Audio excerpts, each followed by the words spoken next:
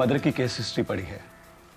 उनसे किसी भी तरह का रिस्पॉन्स जगाने के लिए यह जरूरी है कि एक बार फिर से उन यादों को ताज़ा किया जाए जिनकी वजह से आपकी मदर इस सदमे का शिकार हुई। जी हाँ, जिस तरह लोहा लोहे को काटता है, उसी तरह आपकी मां को इस सदमे से निकालने के लिए एक सदमे की जरूरत है।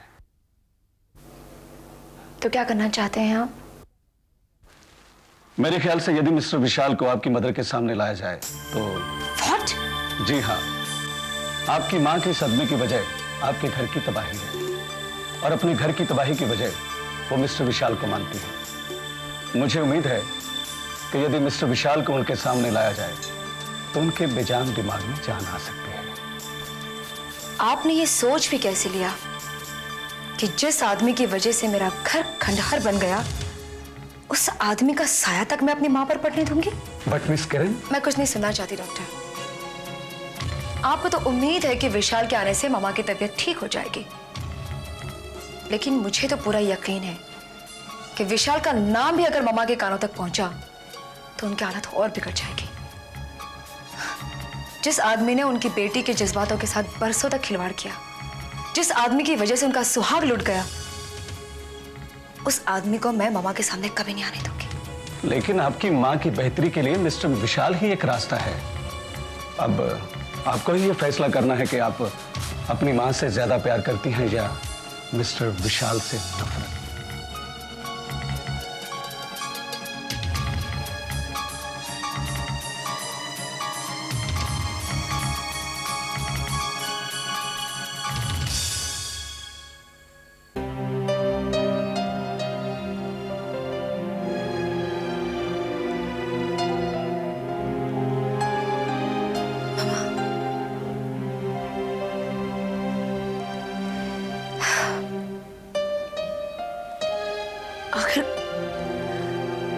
आखिर कब तक मुझे एक बुत से ममता की भीख मांगनी पड़ेगी?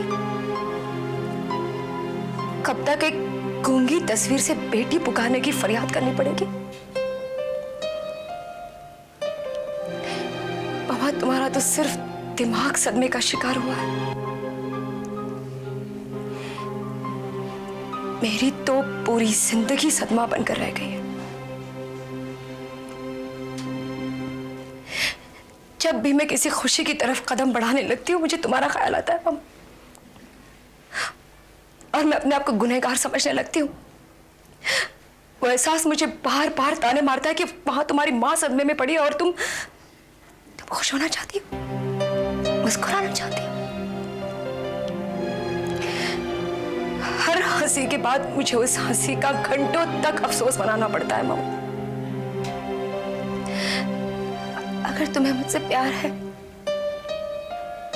तो कम से कम आज उस बात का इतना तो एहसास दिला लो कि तुम मुझसे प्यार करती हो, मेरे जज्बातों को समझती हो माँ, किसी भी तरह।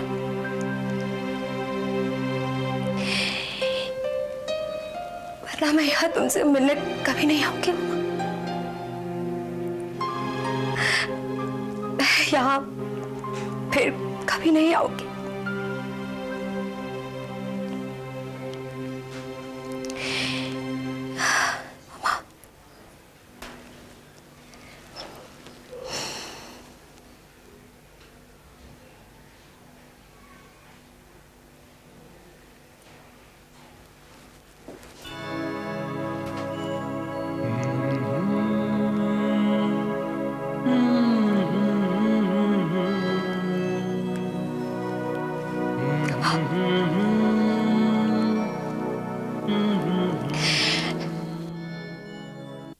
क्या जरूरत थी? मैं पूछती हूँ, क्या जरूरत थी इतनी पहलवानी झाड़ने की? मेरी तो ये समझ में नहीं आता कि तुम विशाल के वफादार कब से हो गए? मिस्टर संजय, आप नमक हलाल फिल्म में काम नहीं कर रहे हैं, आप विशाल एंटरप्राइजेस में काम कर रहे हैं। वहां पर वफादारी की कोई कीमत नहीं है। मेरे लिए तो है। मैं विशाल से गद्दारी करूंगा तो खुद अपनी नजरों में गिर जाऊंगा। विशाल एंटरप्राइजेस का एम्प्लॉय होने के नाते वफादारी उनकी तरफ मेरा कमिटमेंट है। तो उस कमिटमेंट को निभाने के लिए आप अपनी जान भी जोखिम में डाल सकते हैं, है ना? कमिटमेंट के लिए अगर जान की बाजी भी लगानी पड़ी ना, तो संजय कभी पीछे हटेगा नहीं। After all commitment is commitment, चाहे वो नौकरी का हो या जिंदगी का।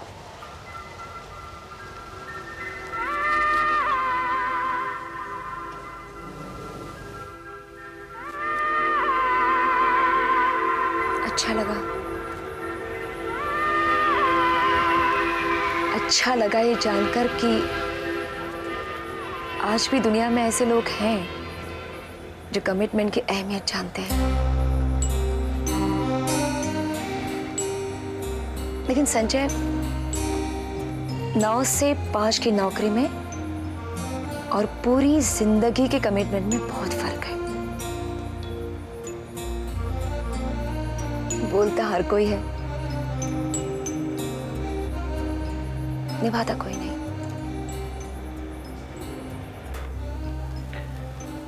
मैं हर कोई नहीं हूं, आजमा के देख लो।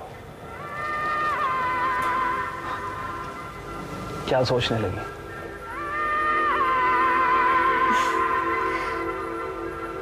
सोच रही हूं तुम हो क्या। कभी कभी लगता है कि मैं तुम्हारे बारे में सब कुछ जानती हूँ,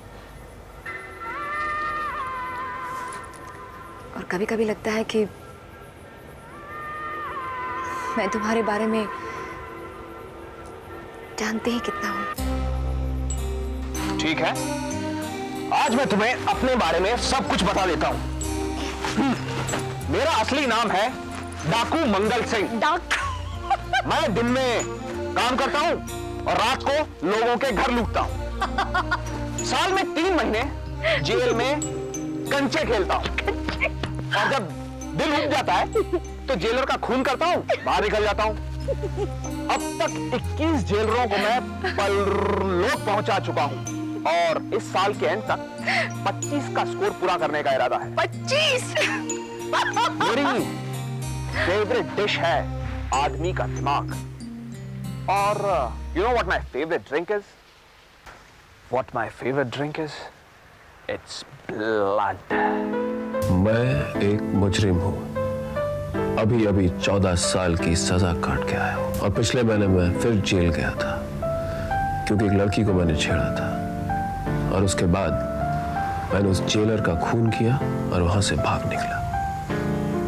आजकल मैं ड्रग्स में डील कर रहा हूँ, और पार्ट टाइम में मैं दारू की भट्टी भी चलाता हूँ, और बंदूक रखना मेरा शौक है, और कोई पसंद आ जाए तो उसे चला भी देता हूँ। और एक बात, मुझे खून की खुशबू बहुत अच्छी लगती है। मुझे खून की खुशबू बहुत पसंद है। कुछ और जानना चाहेंगी मेरे बारे में आप? किरण?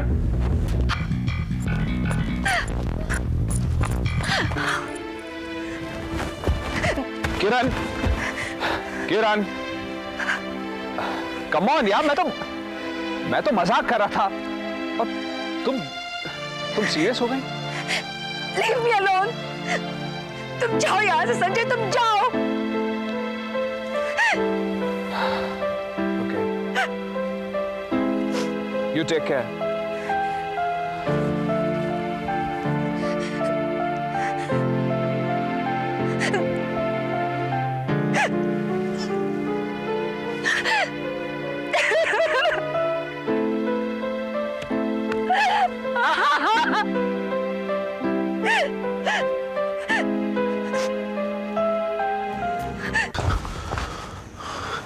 माँ, तू आ गई माँ?